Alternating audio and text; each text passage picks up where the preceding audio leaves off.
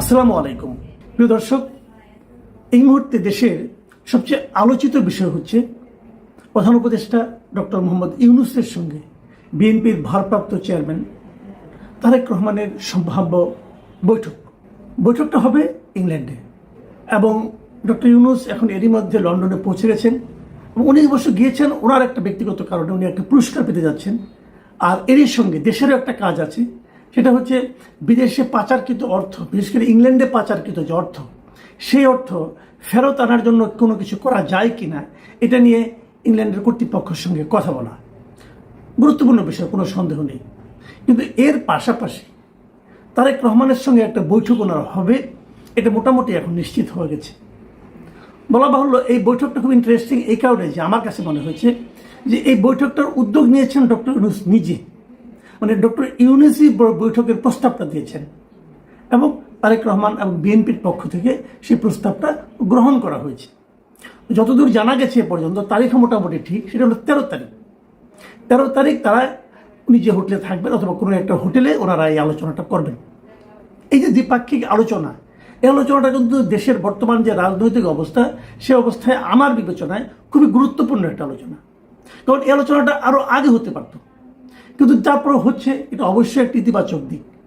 কারণ দেশে যাই বলেন না কেন আপনারা, একটা তো পরিস্থিতি তৈরি হয়েছে, দেশের শীর্ষ রাজনীতিবিদের সঙ্গে দেশের প্রধান উপদেষ্টার যে অন্তর্বর্তীকালীন সরকার আছে তার যে প্রধান উপদেষ্টা, তাদের আলোচনা হওয়াটাই কিন্তু আমি মনে করি স্বাস্থ্যকর একটা বিষয়। এবং আমি যতদূর মনে করতে পারি, সম্ভবত ডক্টর ইউনূসের সঙ্গে তারেক রহমানের এটাই প্রথম সরাসরি সাক্ষাৎ। এর আগে এই দুজনের মধ্যে কখনো দেখা হয়েছে কিনা আমি জানি না। এবং দেশের যে রাজনৈতিক অবস্থা, আপনারা ভেবে নিতেই পারেন যে হয়তো আগামীতে বিএনপি আসবে এবং বিএনপি আসলে দেশের আগামী সম্ভাব্য প্রধানমন্ত্রী হয়তো তারেক রহমান হতে পারেন, নাও পারেন, আমি জানি না। তবে আমি মোটামুটি সেভাবেই অনেককে বলতে শুনেছি এবং আমি নিজেও মনে করি এটা খুব একটা অবাস্তব বিষয় নয়, এটা হতে পারে। সেক্ষেত্রে ভাবি প্রধানমন্ত্রীর সঙ্গে বর্তমান প্রধান উপদেষ্টার সাক্ষাৎ, এটা খুবই একটা গুরুত্বপূর্ণ বিষয় বলে আমার কাছে মনে হয়। এখন প্রশ্ন হচ্ছে, এই সাক্ষাতে আলোচনার বিষয়টা কি হবে, কে কি আলোচনা করবেন, ডক্টর ইউনূস কি বলবেন, তারেক রহমান কি চাইবেন, কি চাইলে কি পাইবেন, এই সমস্ত বিষয় কিন্তু আলোচনায় আসবে এই কারণে যে দুজন এরই মধ্যে যার যার অবস্থানে এমন কিছু ঘটনা ঘটিয়েছেন, এমন কিছু কথাবার্তা বলেছেন, এই দুজনকে একই মত পোষণ করেছেন বলে আমরা সাধারণ মানুষ মনে করতে পারছি না। আমাদের সবার কাছে মনে হচ্ছে বোধহয় একটা বিরোধপূর্ণ অবস্থানে এই দুইজন লোক আছেন। সেই বিরোধটা কি? সেই বিরোধটা হচ্ছে নির্বাচনের তারিখ নিয়ে।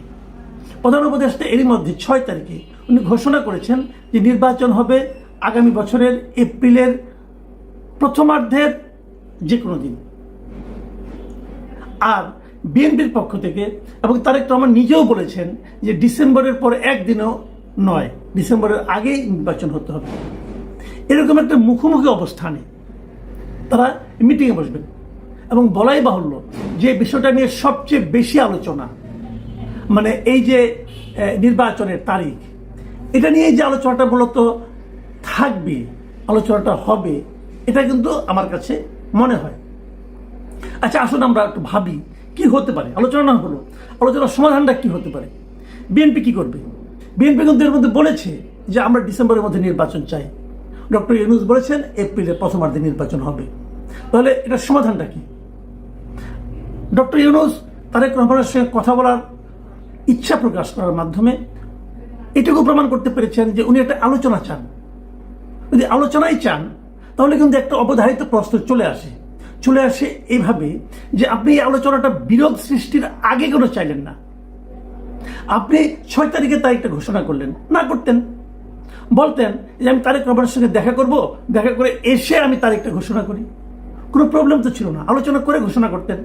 কিন্তু আগে যখন আপনি ঘোষণা করলেন তখন কিন্তু আপনি আপনার যে গোয়ার তুমিটা সেটা প্রকাশ করে ফেললেন। আপনি কারোর সঙ্গে আলোচনা না করেই এপ্রিলের কথা বললেন। কারণ এর আগে যখন পলিটিক্যাল পার্টিগুলো আপনার সঙ্গে মিলিত হয়েছিল, 28টা রাজনৈতিক দলের মধ্যে 25টা রাজনৈতিক দলে কিন্তু বলেছিল যে ডিসেম্বরে কিংবা তারও আগে নির্বাচন হোক। আপনি হুট করে এপ্রিল বলে ফেললেন কেন? আমরা এর আগে এপ্রিল শব্দটা উচ্চারণ হতে শুনেছিলাম একমাত্র জামাতে ইসলামের কাছে। তারপরে তো জামাতে ইসলামের পক্ষ নিয়েছেন, বিএনপিকে উপেক্ষা করে, অবজ্ঞা করে আপনি জামাতের পক্ষ নিয়েছেন। নেওয়ার পর এখন আপনি কেন মিটিং করতে চাচ্ছেন? ব্যাখ্যাটা কি? এই ব্যাখ্যাটা আমি জানি না। আমি মনে করি উনি এটা আগে করলেই ভালো, আগে আলোচনা করতেন, ফোনে আলোচনা করে নিতে পারতেন তারেক রহমানের সঙ্গে, যে আমি তো এপ্রিলে করতেছি, আপনি কি বলেন। কিন্তু আপনি যখন এপ্রিলে ঘোষণা করলেন, বিএনপি কিন্তু আনুষ্ঠানিকভাবে সেটাকে প্রত্যাখ্যান করেছে। তার মানে আপনি আসলে কি করতে চান? আপনি কি বোঝাতে চাইলেন যে তুমি যত বড় লিডারই হও না করো, তোমাকে মানলাম না? তো তাকে না মেনে আপনার লাভটা কি? দেশের ভবিষ্যৎ প্রধানমন্ত্রীকে আপনি না মানলেন, নিজের বাহাদুরি দেখালেন, আপনার লাভটা কি হলো? তো এই জিনিসটা কিন্তু আমি বুঝি না, উনি আসলে কেন কি করেন, আমার কাছে এটা ক্লিয়ার না। এখন লাভ আলাপ বাদ দেন, এখন কি? এখন কি মুখ রক্ষা আলোচনা হবে? মুখ রক্ষা তিনভাবে হতে পারে। একভাবে হতে পারে ডক্টর ইউনূস বললেন যে আমি তো ওনাকে বলেছিলাম, উনি রাজি হলেন না, আমি কি করবো, আমি চেষ্টা করেছি, এতে ওনার মুখ রক্ষা হলো এবং একটা বিরোধপূর্ণ অবস্থান টিকেই থাকলো। আরেকটা হতে পারে উনি ডক্টর ইউনূস যে কথাটা বলেছেন, এই কথাটা তারেক রহমান মেনেই নিলেন। তারেক রহমান মানতে পারেন, ঠিক আছে আপনি যখন বলছেন আমি মেনে নিলাম, আমি এই এপ্রিলে ইলেকশন করব। সেক্ষেত্রে আবার বিএনপির মধ্যে একটা কথা হতে পারে যে কেন উনি মানলেন, উনি তাহলে মানলেন যে আগে আবার প্রত্যাখ্যান করলেন, এগুলো হতে পারে। সেক্ষেত্রে হচ্ছে তারেক রহমানের একটা লজিক থাকবে, উনি বলতে পারেন একজন সিনিয়র মানুষ বলেছেন, সরকার প্রধান বলেছেন, রিকোয়েস্ট করেছেন, আমি মেনে নিয়েছি।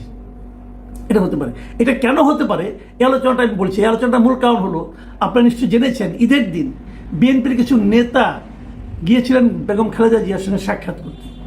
আমি বিভিন্ন নিউজে দেখলাম যে সেখানে, এবং একজন রিপোর্টার আমাকে বলেছেন যে উনি একাধিক স্থায়ী কমিটির সদস্যের সঙ্গে আলাপ করেছেন, তারাও যেটা বলেছেন যে খালেদা জিয়ার মনোভাবটা হলো যে কোনো বিরোধ নয়, প্রধান উপদেষ্টার সঙ্গে আলোচনা করেই সমাধানটা করতে হবে। তার মানে উনি সরাসরি বিরোধপূর্ণ অবস্থায় যেতে চাচ্ছেন না খালেদা জিয়া। খালেদা জিয়া যাচ্ছেন না মানে উনি পরামর্শ আকারে দিয়েছেন। এই পরামর্শটা কিন্তু তারেক রহমান গ্রহণ করতে পারেন। উনি বলতে পারেন যে আমার মা বলেছেন, অথবা উনি দলের নেত্রী, উনি বলেছেন, আমি পরামর্শটা গ্রহণ করলাম। হতে পারে এতে তারেক রহমানের খুব একটা ইজ্জত চলে যাবে না, এটা একটা সমাধান হতে পারে। অথবা ডক্টর ইউনূসও কিন্তু উদারতার পরিচয় দিতে পারেন।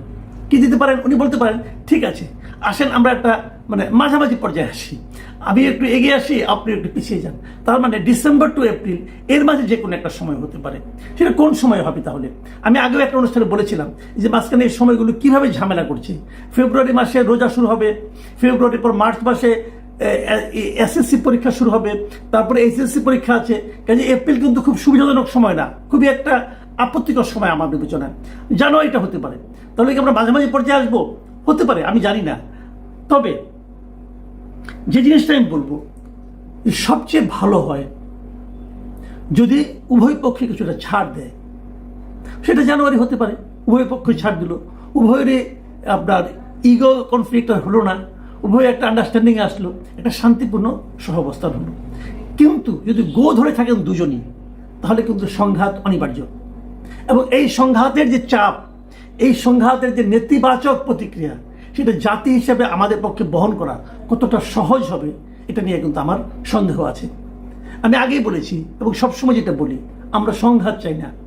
আমরা এমন একটা পরিস্থিতি চাই যেন শান্তিপূর্ণভাবে এদেশের মানুষ ভোট দিতে পারে এবং তারা তাদের পছন্দের দেশ শাসক, যারা শাসন করবে তাদেরকে নির্বাচন করে নিতে পারে।